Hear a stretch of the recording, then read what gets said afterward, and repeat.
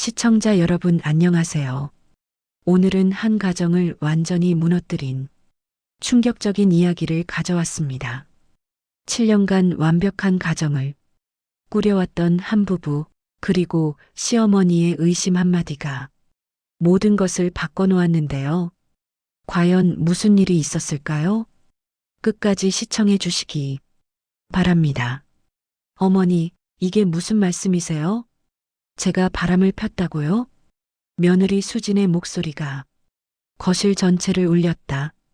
시어머니 김명자는 떨리는 손으로 찻잔을 내려놓으며 고개를 저었다. 아니다. 내가 잘못 생각했나? 보다 미안하구나.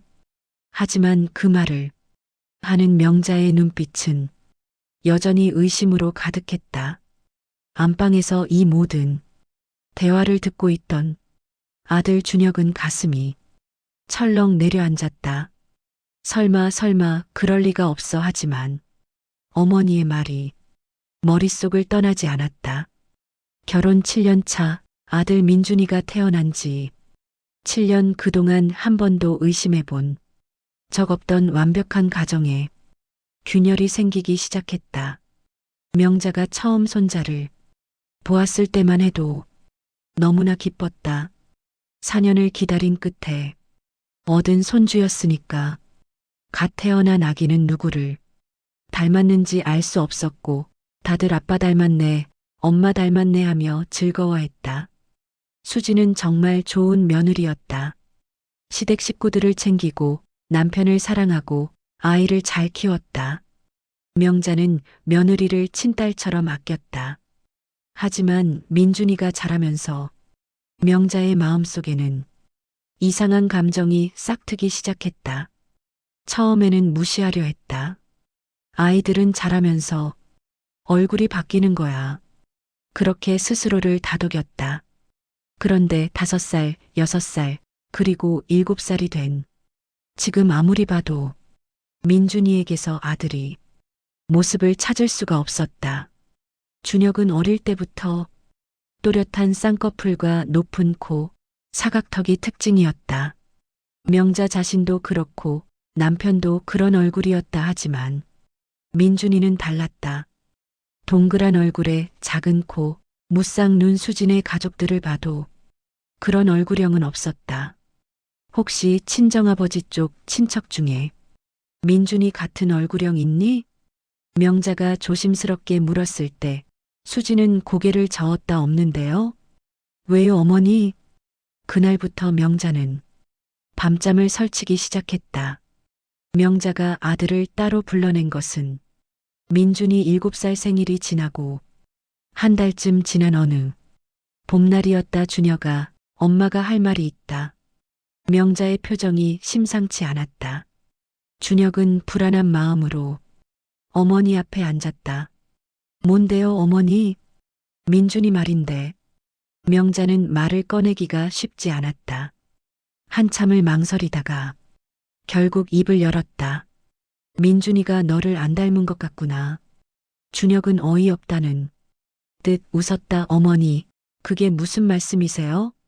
아이들은 다 다르게 생기잖아요. 아니다. 엄마가 70평생 살면서 본 아이들이 한둘이냐. 민준이는 정말 너를 하나도 안 닮았어. 우리 집안 사람 누구도 안 닮았고 수진이네 집안 사람도 안 닮았어. 명자의 목소리가 떨렸다. 준혁은 짜증이 났다. 어머니, 그게 무슨 말씀이세요? 설마 제 아들이 아니라는 거예요? 친자 검사를 한번 해봐라. 명자가 단호하게 말했다. 준혁은 자리에서 벌떡 일어났다. 어머니, 어떻게 그런 말씀을 하실 수가 있어요? 수진이가 그럴 사람이에요? 절대 아니에요. 나도 알아. 수진이가 좋은 애라는 거. 그래서 더 말하기가 힘들었다. 하지만 준혁아, 엄마 말 한 번만 들어봐. 민준이가 정말 내 아들이라면 검사를 해서 확인하면 되는 거 아니냐? 준혁은 어머니의 말을 듣고 싶지 않았다. 화가 치밀어 올랐다. 어머니, 다시는 그런 말씀하지 마세요. 민준이는 제 아들이에요, 확실해요. 하지만 그날 밤 준혁은 잠을 이룰 수 없었다. 어머니의 말이 머릿속에서 맴돌았다. 자신도 모르게 자고 있는 민준이의 얼굴을 유심히 들여다봤다. 그리고 핸드폰으로 자신의 어린 시절 사진을 찾아봤다. 닮았어. 분명히 닮았어 하지만 아무리 봐도 확신이 서지 않았다.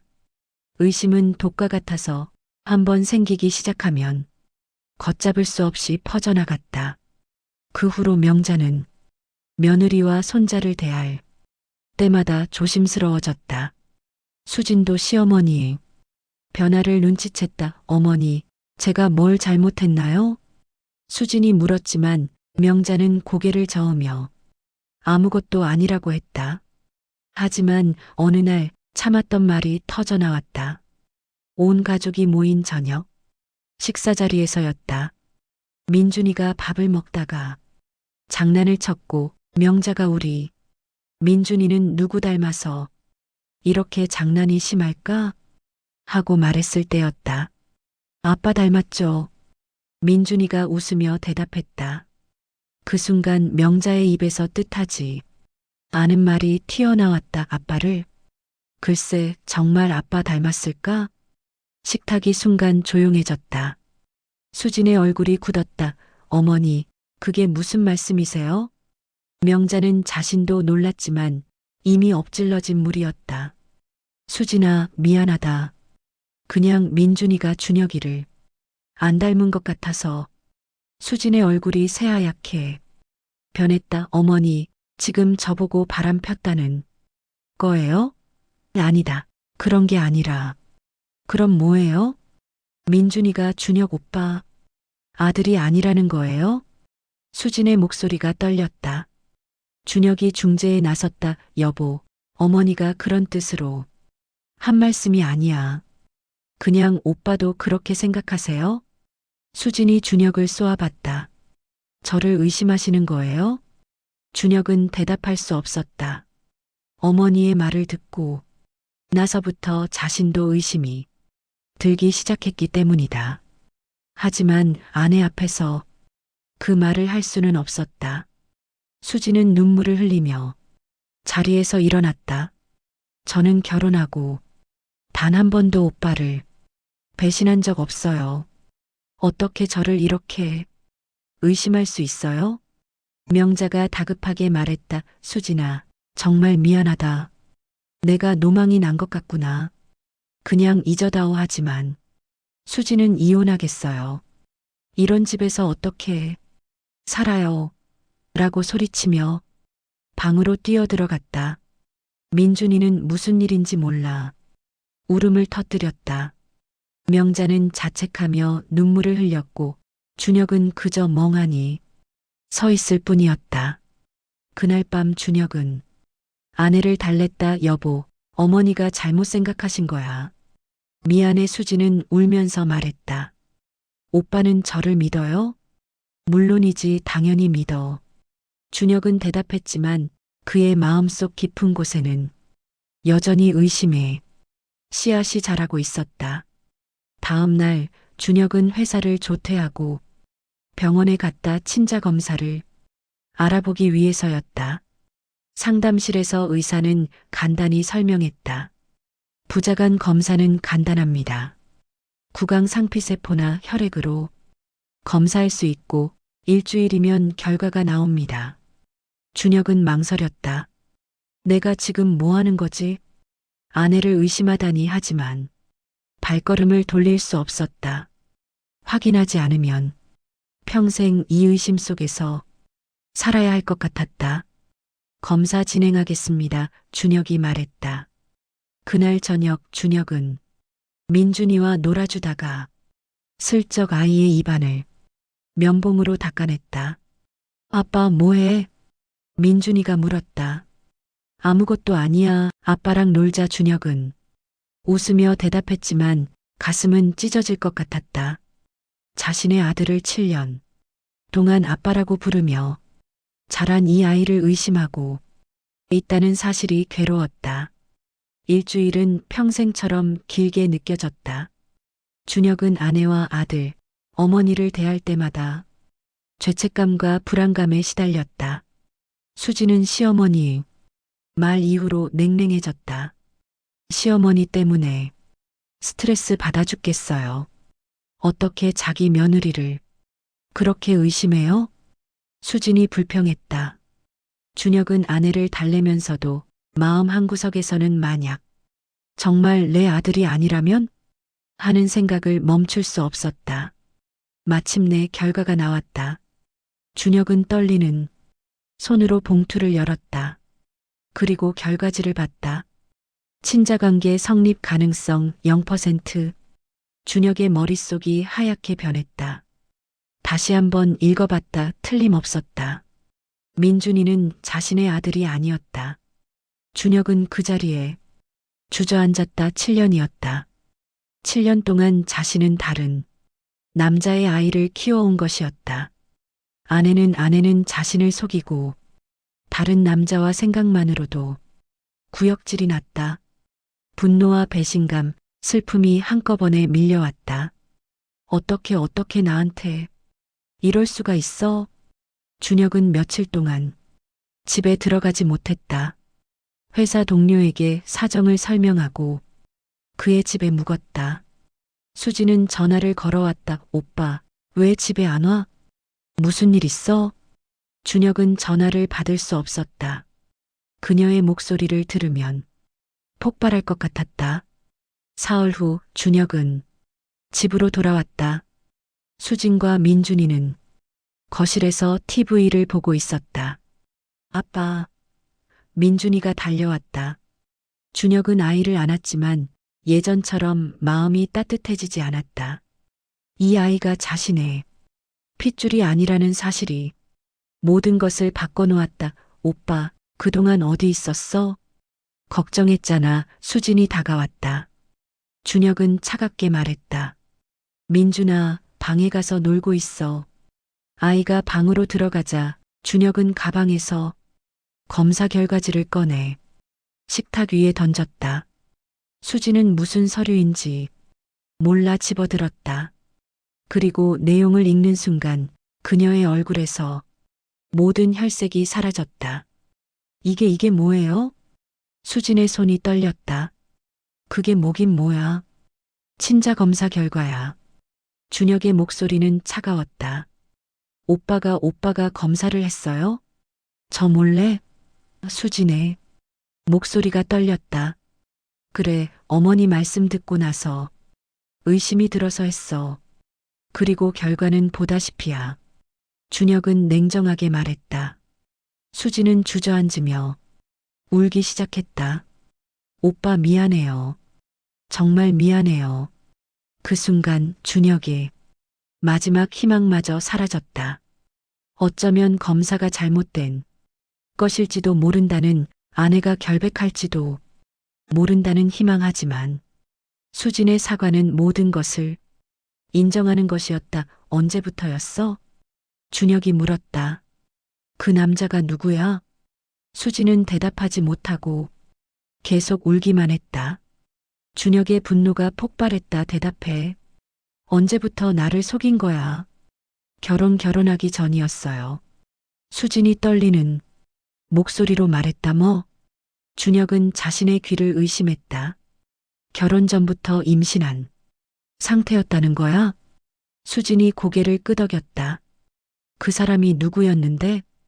회사 선배였어요. 하지만 그 사람은 결혼할 생각이 없었어요. 그래서 오빠랑 결혼하면서 아무 말 안 했어요. 준혁은 믿을 수 없었다. 결혼 전부터 임신했다는 것도 충격인데 그걸 숨기고 자신과 결혼했다니. 4년 동안 아이가 안 생긴다고 우리 둘 다 검사 받고 스트레스 받았던 거 기억해? 그때 너는 이미 알고 있었던 거잖아. 준혁이 소리쳤다. 미안해요. 정말 미안해요. 수지는 계속 사과만 했다. 그 후로도 그 남자 만났어? 준혁이 물었다. 아니요. 결혼하고 나서는 단 한 번도 안 만났어요. 오빠만 사랑했어요. 수진이 울며 말했다 하지만 준혁에게는 그 어떤 말도 위로가 되지 않았다. 7년이었다. 7년 동안 자신은 철저히 속았던 것이다. 지난 일주일간 어머니께 소리치며 변호했던 것, 민준이를 아들로 믿고 사랑했던 것, 모두가 거짓 위에 세워진 것이었다. 그리고 지난번에 어머니한테는 어떻게 그렇게 당당하게 소리칠 수 있었어? 이혼하겠다고까지 말하면서 준혁이 물었다. 수지는 대답하지 못했다. 준혁은 쓴웃음을 지었다. 당신 정말 무섭다. 어떻게 그렇게 연기를 잘해? 7년 동안 나를 완벽하게 속였잖아. 수지는 계속 울면서 용서를 빌었지만 준혁의 마음은 이미 돌아서 있었다. 그는 서재에서 미리 준비해둔 이혼 서류를 꺼내 수진 앞에 내밀었다. 서명해. 위자료는 청구 안 할게 대신 민준이 양육권은 당신이 가져. 내 아들이 아니니까. 수지는 고개를 저으며 애원했다. 오빠, 제발 한 번만 용서해줘요. 민준이는 죄가 없잖아요. 민준이는 죄가 없지 하지만 나는 그 아이의 아빠가 아니야. 내가 어떻게 다른 남자아이를 키워? 준혁의 목소리는 단호했다. 그날 밤 준혁은 어머니께 전화를 걸었다. 어머니, 죄송해요.